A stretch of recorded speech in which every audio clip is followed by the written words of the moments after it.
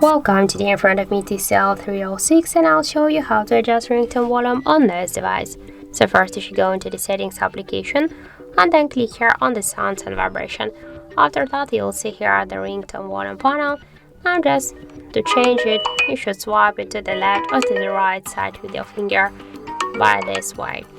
And also here we have the second way how you can do that. Just press up or down volume button, and after that here you'll see the ringtone volume panel, and by this way we can change the ringtone volume. So by this way we can change the ringtone volume on our TCL device.